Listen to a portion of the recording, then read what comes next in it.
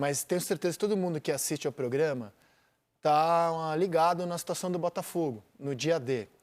E como a gente já vem antecipando que era muito provável que isso aconteceria, o Botafogo não conseguiu convencer o Luiz Castro a ficar. O GE já trata o assunto como notícia fechada hoje. Luiz Castro aceita a proposta. A gente trouxe números aqui ao longo da semana. A informação é do GE, o GE está cravando. Eu vim informando que o Botafogo estava tentando convencer o Luiz Castro de algo que era praticamente impossível, que era ele recusar uma proposta irrecusável, porque essa proposta ela é de 6 milhões de euros livre de impostos por ano, 36 milhões de reais por ano livre de imposto na mão dele, mais uma mansão de 2 milhões e meio de reais que ele ganha para morar com a família e ao término do contrato é dele. O que ele vai fazer com aquela mansão depois? Não sei, amigos. Só para vocês terem uma ideia que é tanta grana que deram lá de troco uma mansão para ele. Se ele vai poder vender, colocar no Airbnb, não sei. Mas assim, de troco, ele ainda leva uma mansão naquele país. Então, assim, é muito dinheiro. Do ponto de vista financeiro, é irrecusável.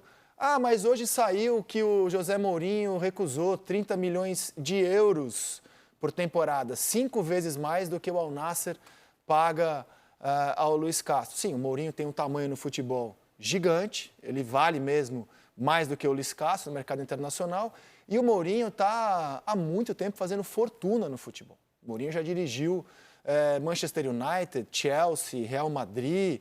Mourinho há muito tempo faz fortuna no futebol. O Luiz Castro virou treinador mesmo e treinador de ponta há pouco tempo. Em 2015, ele era dirigente do Porto, não tinha os salários que os técnicos têm. Depois ele vai dirigir Rio Ave, Vitória de Guimarães e vai ganhar dinheiro mesmo a partir de 19, quando ele passa 2 anos na Ucrânia, passa 1 ano no Catar e agora tinha um ótimo salário para os padrões brasileiros no Botafogo. Então, do ponto de vista financeiro, não tinha como chegar nem próximo do que oferece o Al Nassr nesses 2 anos de contrato.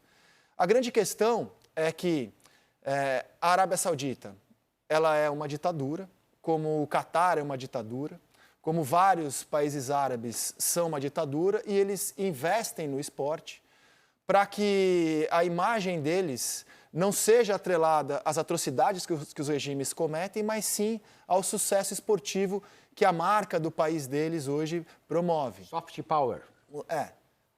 Exatamente. Estou usando só termos em português aqui, mas o Serginho usou um dos termos em inglês. Diplomacia, coisa e tal. Sport washing é outro, né? Então, por exemplo, a gente tem hoje os Emirados Árabes estão no Manchester City, a Arábia Saudita é dona do Newcastle, o fundo do governo do Catar é dono do PSG, entre outros times. Só que o que eles descobriram agora, poxa, é legal estar no quintal dos outros, né, no quintal da Europa, no primeiro nível do esporte mundial. Mas pode funcionar ainda mais se a gente fizer a festa no nosso quintal. Então, o Catar recebe uma Copa do Mundo, a Arábia Saudita vai receber Mundial de Clubes, já tem circuito de Fórmula 1, comprou o circuito de golfe e vai fazer uma liga que, do ponto de vista esportivo, inegavelmente, ela vai ser muito atraente, mais até do que a nossa. Pensando em atração internacional para vender para o mundo, eles vão ter jogadores como Benzema, Koulibaly, Ziyech, Rubem Neves, é um jogador de 26 anos, já tem o Cristiano Ronaldo, é um jogador de 26 anos, que era titular de um clube de Premier League e vai jogar na Arábia Saudita, Kanté, o goleiro Mendy, que já foi eleito o melhor goleiro do mundo, entre outros que ainda vão para lá. Tentaram o Messi, tentaram o Modric, o Messi, inclusive, ele não foi, mas ele recebe dinheiro do governo da Arábia Saudita para ser um garoto propaganda do local.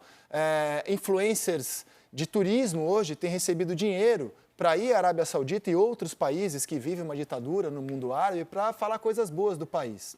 Estava hoje ouvindo um podcast do jornal É o País da Espanha.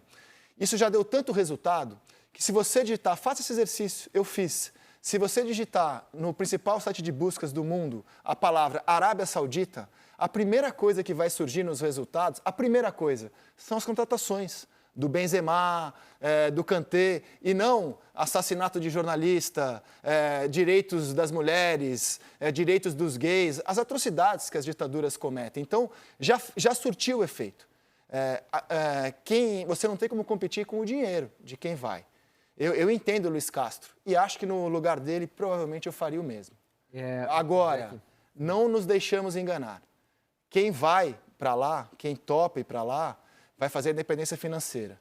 Mas vai ser também garoto propaganda de um regime sanguinário, que é acusado de assassinar jornalistas, que suprime direitos básicos humanos pelo mundo. Então, beleza, é irrecusável. Agora, quem vai para lá vai fazer parte de uma liga atraente. Talvez eu queira ver o Sauditão. Tamanha quantidade de bons jogadores que terão lá.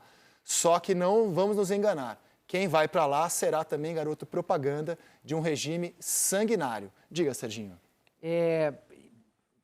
Concordo com isso que você está falando sobre a questão ética, digamos assim, de aceitar esse convite. Bom, fiquei chateado com essa notícia porque a gente gosta do Luiz Castro. A gente acha que ele fez um bem danado para o futebol brasileiro. E eu fico com a impressão daquele cara que está, sei lá, subindo no Everest sem oxigênio, já chegou no acampamento 13 e está bem, né?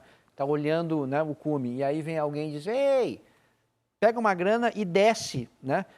De uma certa forma, o Botafogo está assumindo o Campeonato Brasileiro sem o oxigênio que Palmeiras e Atlético e Flamengo, né?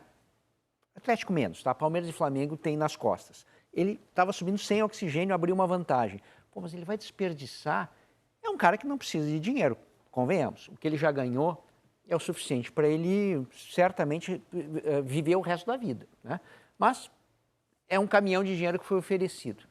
Aí eu tentei, agora, rapidamente, entrar um pouco na cabeça do Luiz Castro, né? E eu acho que o Luiz Castro deve ter pensado, de alguma forma, bom, se o Botafogo for campeão, ele também vai ser campeão. Então, assim, talvez ele não desperdice, digamos assim, isso que ele já construiu. Ele está entregando o Botafogo com uma vantagem, né, de X pontos, eu não sei quantos pontos, em relação ao time que vai concorrer com ele, que eu não sei qual é. Não sei se é o Grêmio, não sei se é o Palmeiras, não sei se é o Flamengo, mas ele está entregando, ele está saindo nesse momento. Então, assim, ele deve ter arrumado uma justificativa para ele. Mas tem toda essa questão que o Rizek levantou. Há dinheiro